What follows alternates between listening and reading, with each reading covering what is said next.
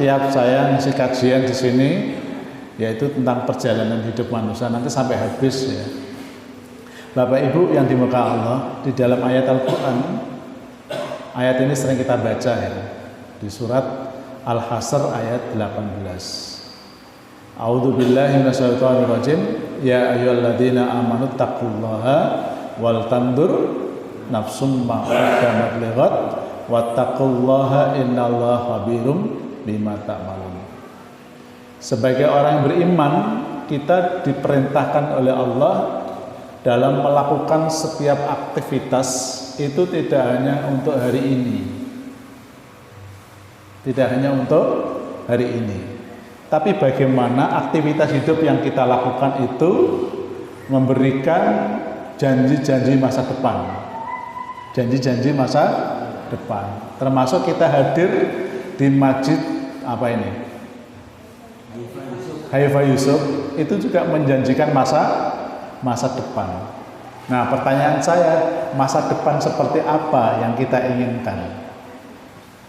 Masa depan seperti apa yang kita inginkan? Bapak Ibu yang dimuliakan Allah, gambarnya seperti ini, masa depan yang kita inginkan. Kira-kira apa Pak? Masa depan yang kita inginkan? Hah? Kira-kira masa depan seperti apa yang kita inginkan?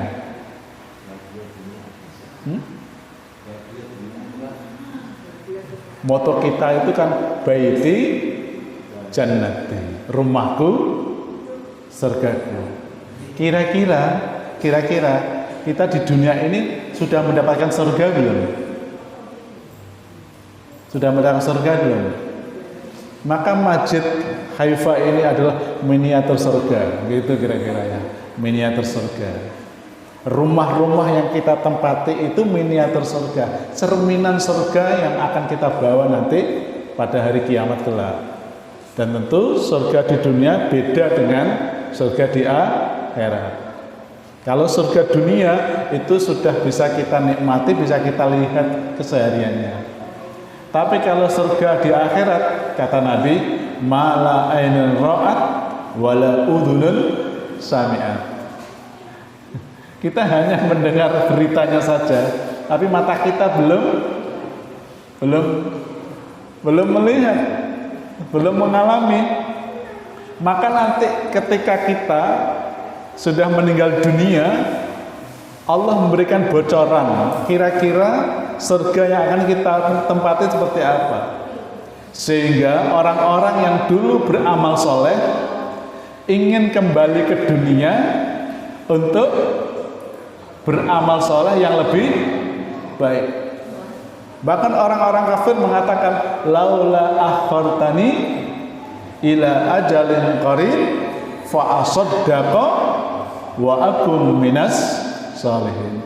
Nek ngerti surga kayak seperti ini ya Allah, kenapa engkau tidak tunda aku di dunia saja dulu, biar ada kesempatan untuk memperoleh surga yang lebih baik yang engkau janjikan. Kalau cuma seperti ini yang akan engkau berikan padaku, kira-kira begitu ya Pak ya. Asaddaqa, saya akan lebih ya, lebih untuk berderma wa akum minas sholihin, dan saya akan menjadi orang yang lebih soleh lagi dalam kehidupan keseharianku. Nah, itu Bapak Ibu yang dimuliakan Allah, itulah masa depan yang kita inginkan. Bapak Ibu yang dimuliakan Allah, dunia itu kalau kita gambarkan seperti apa yang disampaikan oleh Hasan Al-Basri. Jadi perjalanan waktu yang kita lalui dalam hidup ini digambarkan oleh Al-Basri itu setidaknya terbagi dalam 3 kategori. Kita 3 kategori. Yang pertama adalah yaumun madhala tarjuh. Yang pertama adalah dimensi waktu masa lalu. Dimensi masa lalu itu tidak bisa kita hadirkan kembali, tapi bisa menjadi catatan sejarah bagi kehidupan kita sekarang. Anak-anak nggih?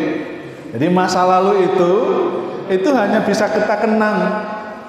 Makanya jenengan mengadakan reuni itu untuk apa?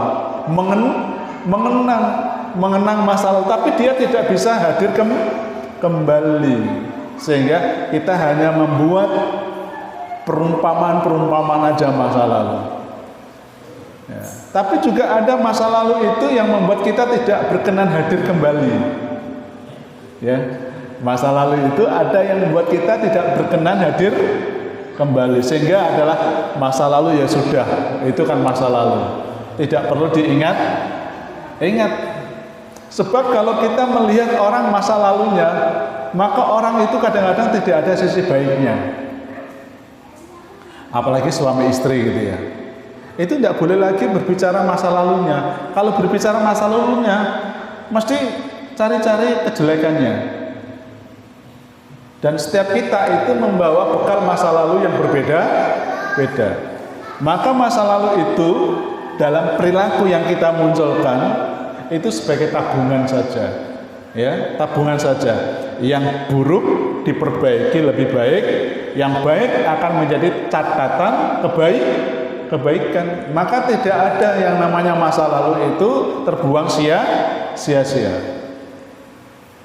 Wa yaumun anta fihi. Nah, sekarang kita berada di masa saat ini kita hidup, ya, yang bagi antaghtanimahu, maka sudah selayaknya ketika kita hidup, di masa kita hidup, kita memanfaatkan dengan sebaik-baiknya. Karena jatah hidup kita itu berbeda-beda. Jatah hidup kita itu berbeda-beda, Bapak Ibu. Seandainya jatah hidup itu sama, seandainya Bapak Ibu ya, jatah hidup itu sama, pasti orang akan apa? Wong nanti saya meninggal ya usia sekian saja, tak nyantai dulu. Nanti kalau sudah dekat-dekat saja baru mulai aktif. Nah, persoalannya jatah hidup kita di dunia itu berbeda-beda. Nanti kita bahas selanjutnya. Oleh karena itu, ketika kita berada di saat kita hidup ini, maka hendaklah memaksimalkan dengan sebaik-baiknya. Yang ketiga kata Imam Al-Basri, wa yaumun ya'ti la tadri anta min ahlihi amla. Masa yang akan datang, kita semua nggak tahu apakah kita masuk di masa yang akan datang atau tidak. Maka setiap peninggalan kita ini menjadi catatan. Maka orang-orang yang pernah membangun masjid ini boleh jadi hari ini masih bisa menikmati, tapi masa depannya kita nggak tahu masjid ini ke depan. Maka yang kita tinggalkan adalah yang baik-baik saja, biar nanti ketika kita sudah tidak pada masa yang akan datang, kita meninggalkan dengan peninggalan yang baik. Wala tadri la'allaka tamutu qablahu, karena kita tidak tahu apakah kita akan mati sebelumnya. Ma'asyiral muslimin yang dimuliakan Allah. Ya. Suatu saat untuk menggambarkan tentang perjalanan kehidupan yang sudah kita lalui saat ini. Jibril pernah datang kepada Nabi Muhammad SAW. Saya ambil hadis riwayat Tabrani, hadis ini disahihkan oleh Albani, bersumber dari Sahal bin Sa'ad. Qala, dia berkata, atani Jibril faqala li ya Muhammad. Jadi Muhammad menyampaikan kepada Sahal, tadi Jibril datang kepadaku. Saat Jibril datang kepadaku, dia berkata begini, ya Muhammad, wahai Muhammad, isma syi'ta. Kalau kamu hidup, ya silakan hidup. Hiduplah semaumu, gitu ya. Nah, mau kita hidup itu mau kita apakan? Ya, ini perjalanan hidup kita kan beda-beda ya. Kita ini ketika hidup, silakan hidup semaumu. Kira-kira begitu. Fa innaka mayitun, tapi suatu saat kamu nanti akan mati. Artinya kehendak kehidupan kita suatu saat itu ada batasannya. Kata mayitun itu secara lugawi kematian jasad tubuh. Tapi mayitun dalam pengertian yang luas itu bisa jadi jabatan, bisa jadi harta benda, bisa jadi bisnis kita, bisa jadi apa saja yang berada pada diri kita. Nah, kalau itu sifatnya wasilah, silakan wasilah itu gunakan dengan semaumu. Nah, supaya kemauan kita itu tidak, bahasa orang Jawa itu ngoyo-woro, saenake dhewe, maka dibatasi oleh Allah Subhanahu wa taala. Jasad kita dibatasi, jabatan kita dibatasi, harta kita dibatasi. Apa semuanya dibatasi oleh Allah. Artinya suatu saat bisa berhenti. Wahbib man syi'ta. Kalau kamu mencintai seseorang, cintailah semaumu. Fa innaka mufarriquhu. Tapi ingat, yang kamu cintai suatu saat akan berpisah denganmu. Saat ini yang kita cintai apa, Ibu Bapak? Yang kita cintai apa? Hah? Harta, macam-macam Pak ya. Macam-macam yang kita cintai ya. Semakin banyak keinginan manusia, semakin banyak pula yang dicintainya. Tapi semakin sedikit keinginannya, semakin sedikit pula yang dicintainya. Kan begitu ya? Cinta kita itu berbanding lurus dengan keinginan. Jadi cinta kita itu berbanding lurus dengan keinginan kita. Nah, sekarang yang diinginkan apa? Karena setiap yang kita inginkan suatu saat akan berpisah dengan kita. Nah, oleh karena itu mumpung masih hidup, maka yang kita inginkan itu ya tentu yang bermanfaat saja. Karena setelah yang bermanfaat itu selesai waktunya, maka akan berpisah. Tapi hebatnya begini, kalau sifatnya itu kebaikan, walaupun orangnya itu sudah meninggal, kebaikannya masih bisa ditapak tilasi. Ada dalam sebuah hadis, man sanna sunnatan hasanatan falahu ajrun wa ajru man amila biha min ghairi ayyam bihi syai'an. Barang siapa yang mengajak-ngajak orang dalam kebaikan, dan kebaikan itu diikuti banyak orang. Pak Huda ini kan sering ngajak kebaikan ya. Dan kebaikan itu diikuti banyak orang. Maka dia dapat pahala kebaikan yang dia sampaikan dan kebaikan orang-orang yang ini konsep MLM kan di sini ya. Bisnis MLM itu sering saya ditanya, Ustaz, apa hukumnya MLM? Ya, saya sampaikan dari sini. Ya, kita mengajak bisnis orang itu dalam rangka apa? Dalam rangka kebaikan atau dalam rangka justru menjadikan dia dalam kesengsaraan gitu. Maka jika itu membantu dia untuk meningkatkan income dan pendapatannya, nah itu baik. Jangan sampai ketika kita mengajak bisnis orang, wes gaya modalnya habis misalnya dan tidak kembali. Nah itu berarti ada kezaliman. Barang siapa yang mengajak kebaikan, di hadis yang lain, barang siapa yang da'a itu menyampaikan kebaikan dan kebaikan itu diikuti oleh banyak orang, maka dia akan mendapatkan pahala dan pahala kebaikan orang yang mengikuti. Wa man sanna sannatan sayyi'atan, sebaliknya barang siapa yang mengajak-ngajak keburukan, maka dia dapat dosa dan dosa orang-orang yang mengikutinya tanpa dikurangi sedikit pun.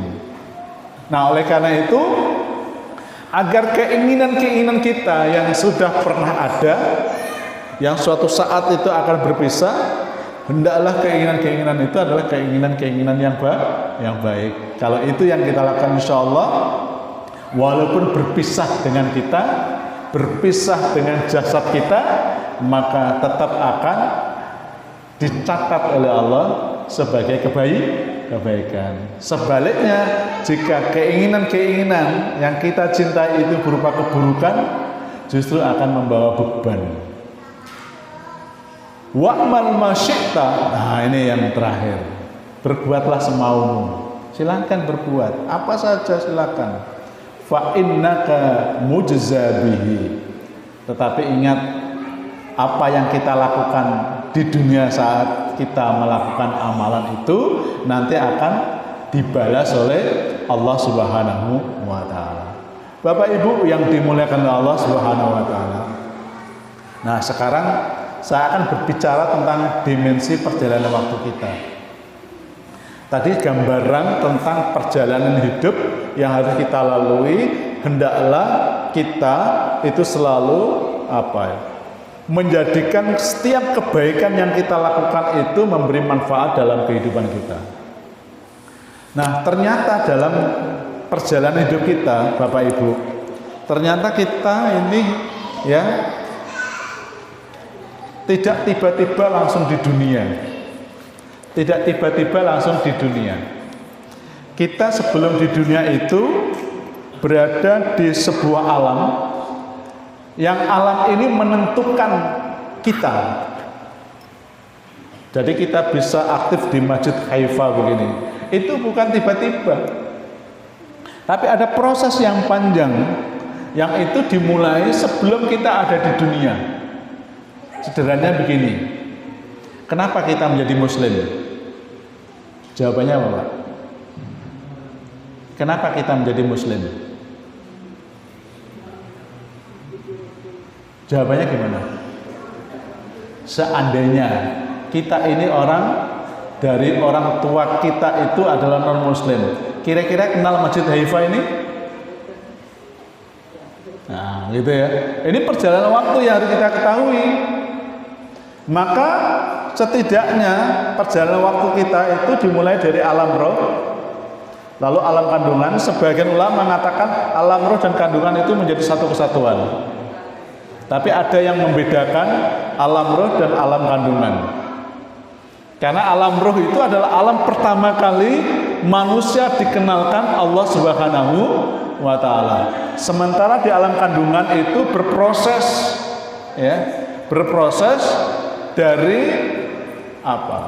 pendidikan yang diberikan oleh bapak ibunya, sehingga ada istilah pendidikan parental, praparental, pendidikan sebelum lahir ya. Nah, itu ada pendidikan sebelum lahir. Bahkan sampai ada ketika bayi lahir diadani itu barang ya, itu karena semata-mata karena ini ya. Nanti apakah boleh diadani tidak, nanti kajiannya lain ya. Ini bukan saya ngaji di situ, nanti ya.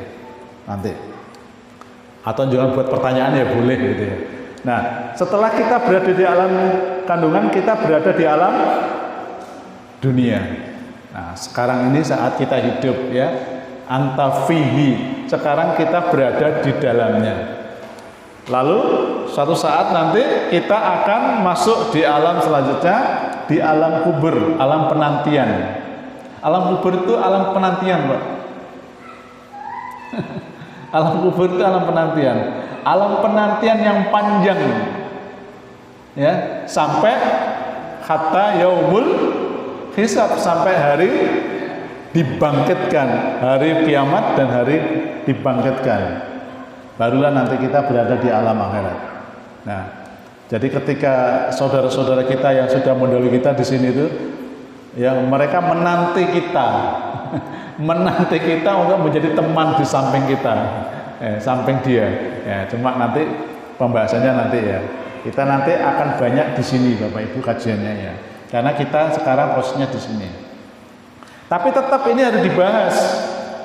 Karena dengan kita bisa mengetahui posisi alam ini, maka kita akan bisa menetapkan, oh seperti itulah seharusnya yang harus dilakukan oleh setiap manusia. Bapak Ibu, kira-kira begini ya perjalanan hidup kita ini ya. Ketika kita sudah lahir ya.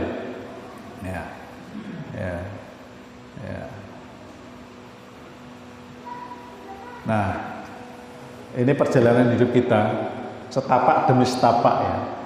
Pertama di alam apa? Alam ruh. Ya. Jadi ada yang sebagian mengatakan alam roh dan alam kandungan itu jadi satu kesatuan. Lalu berada di alam dunia, di alam kubur, alam akhirat menunggu nanti ya. Lanjut aja dulu gambar-gambarnya. Kalau ini lebih lengkap lagi. Alam yang akan kita lalui ini Masya Allah nih ya. Ini semua ini akan kita singgahi semuanya ini. Jadi nanti kita hidup itu akan singgah di alam-alam ini.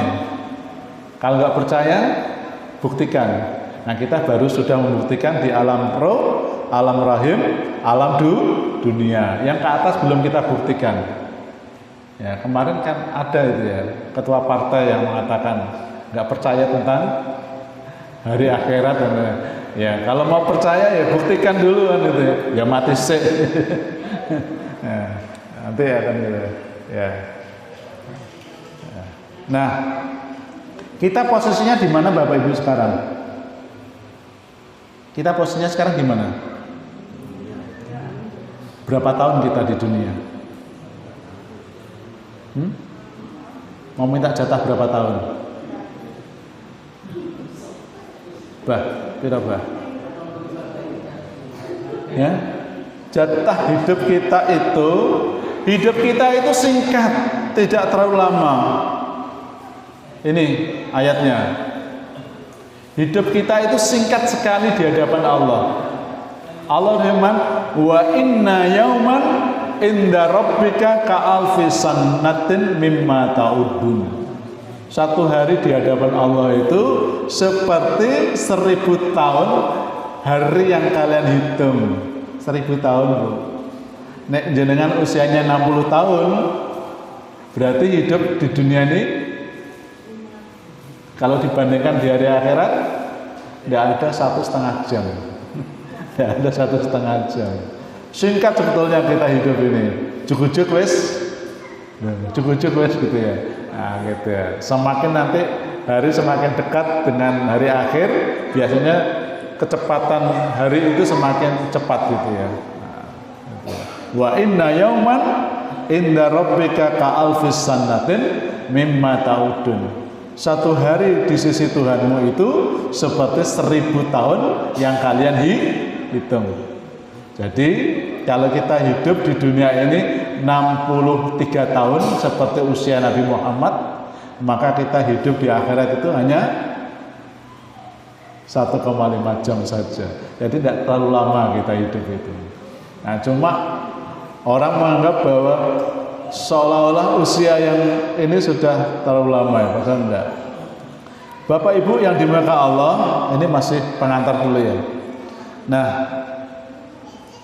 ketika kita hidup di dunia, ya, ketika kita di dunia, ini kan sehat, ya, lalu sakit terus wafat ya. Tapi ini belum waktunya kajian. Ya. Oleh karena itu, mudah-mudahan ketika kita hidup, kita termasuk orang-orang yang diberi usia panjang.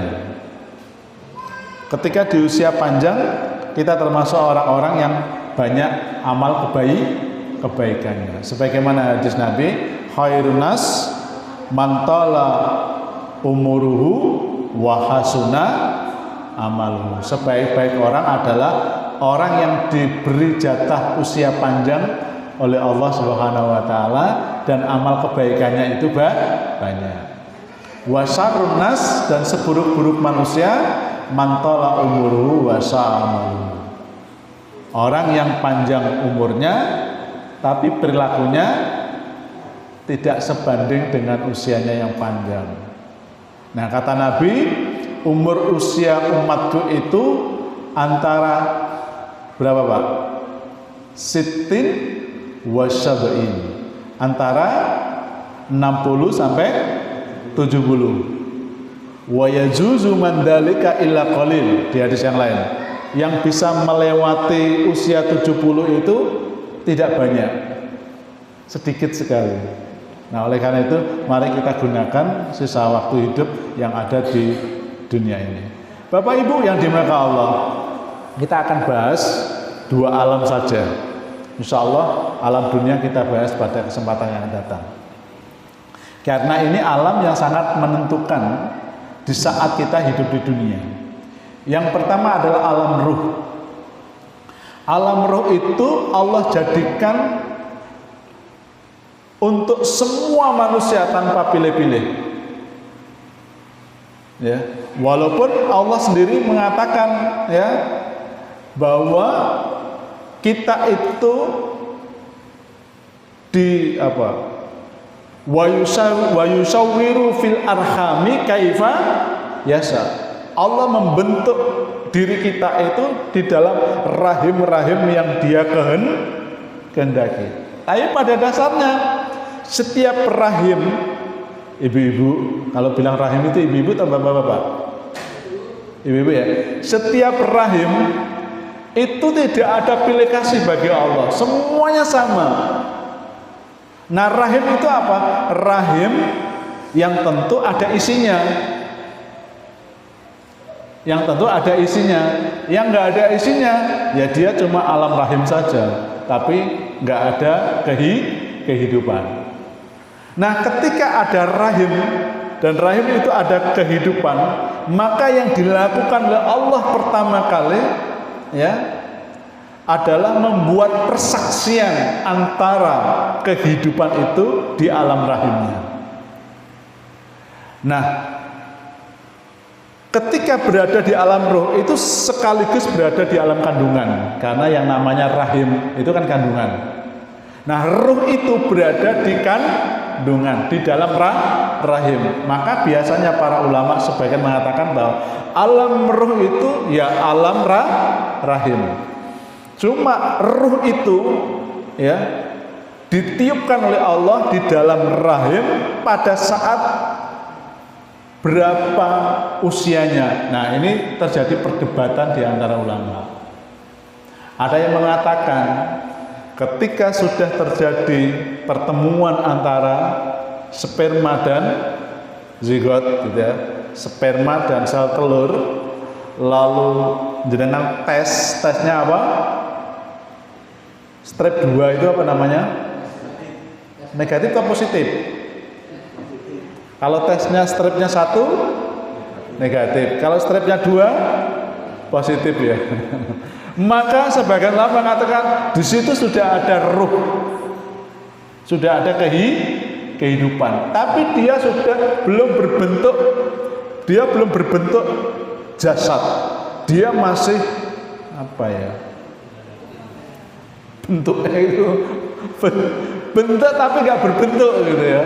Ya, maka ulama sepakat bahwa alam roh itu ya baru dibentuk oleh Allah pada saat dia sudah mencapai usia 120 hari atau usia 4 bulan. Nanti ada hadisnya sendiri ya.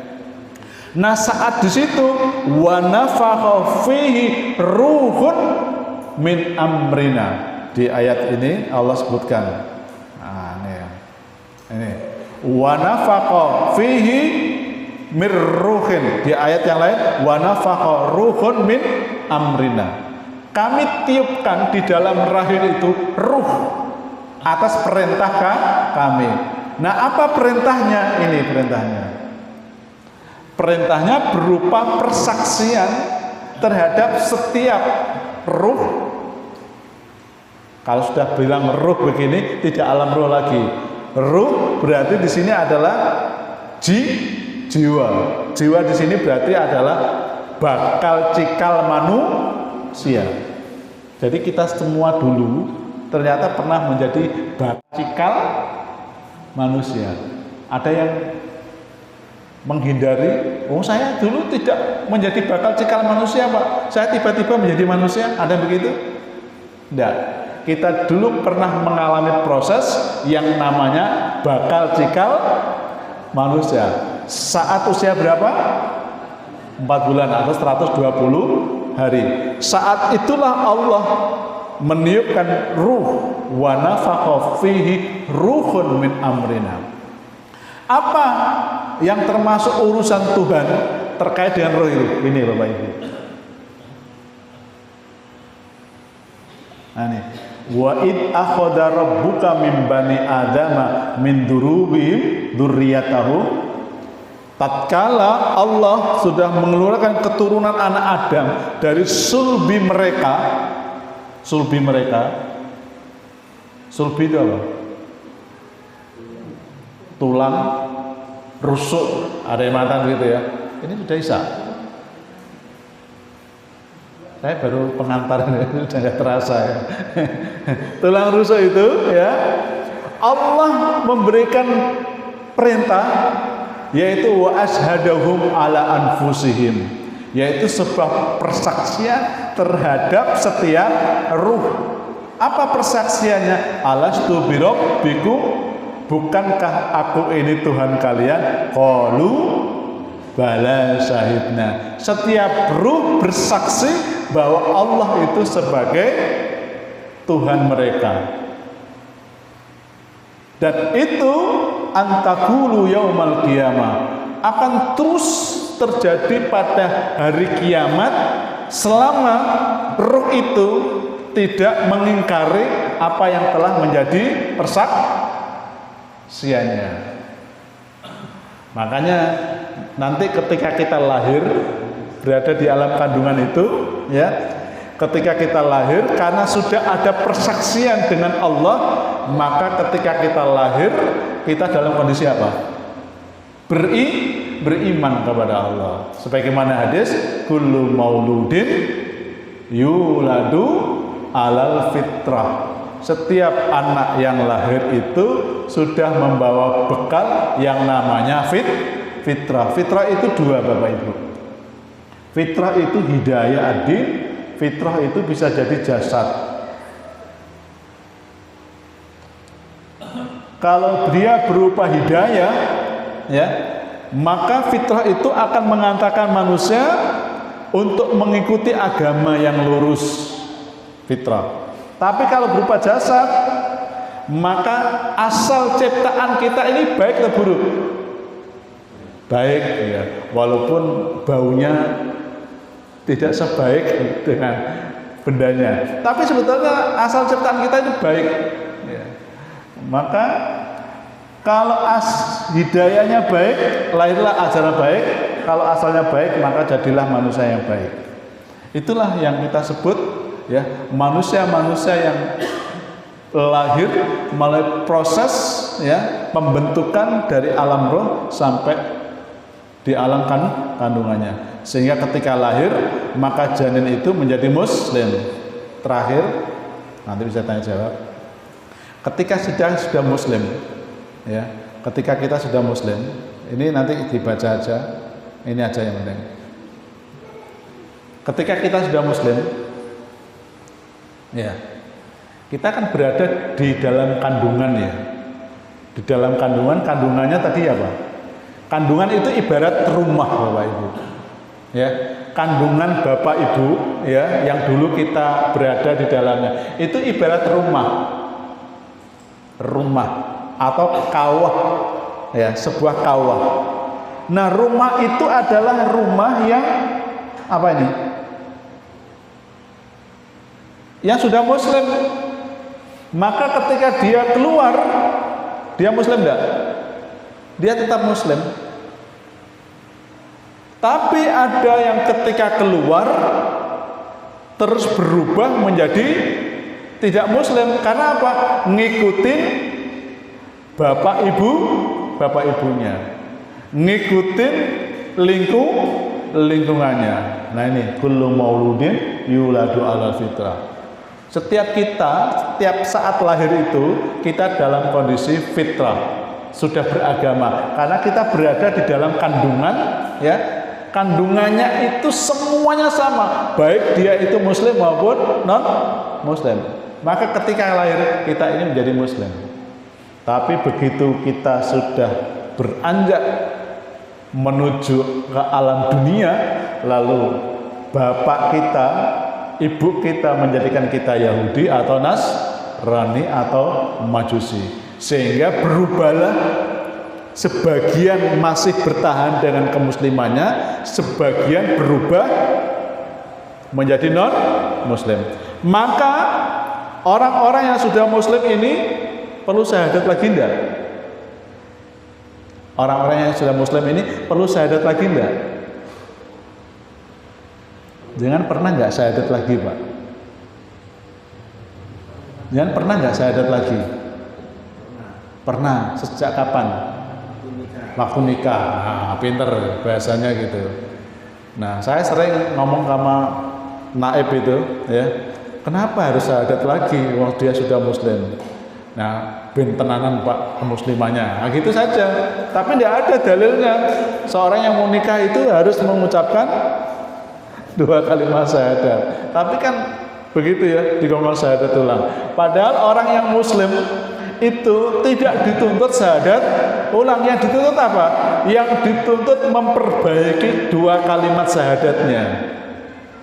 Karena boleh jadi syahadat kita itu rusak, ya, syahadat kita rusak, maka diperbaiki terus. Tapi tidak dituntut mengucapkan 2 kalimat syahadat. Beda kalau kita sudah berada dalam rumah, ternyata dibawa oleh orang yang non muslim sampai kita balik dan mengikuti kebiasaan mereka, maka ketika kita akan masuk di agama Islam, maka diwajibkan apa? Syahadat. Maka ada beberapa gerakan atau keagamaan yang mengharuskan jamaahnya itu harus dibaiat. Harus diapakan? Dibaiat. Karena menganggap jenengan itu Islamnya belum sempurna, maka harus disyahadat ulang. Ya, ada itu ya. Nah, baik, saya kira itu dulu Bapak Ibu kajian kita pada hari ini. Jadi tidak ada syahadat ulang bagi orang yang sudah muslim. Tetapi bagi mereka yang sempat menyalahi fitrahnya, mengingkari fitrahnya, dan memalingkan fitrahnya, maka ketika dia akan kembali kepada fitrah yang semula, maka dia dituntut syahadat ulang. Jadi sampai hari ini jenengan tidak pernah diajari syahadat ulang. Tetapi yang ada adalah memperbaiki 2 kalimat syahadat. Nanti ada kajian khusus terkait dengan yaitu pemahaman 2 kalimat syahadat. Bapak Ibu yang dimuliakan Allah, saya kira demikian kajian kita pada hari ini.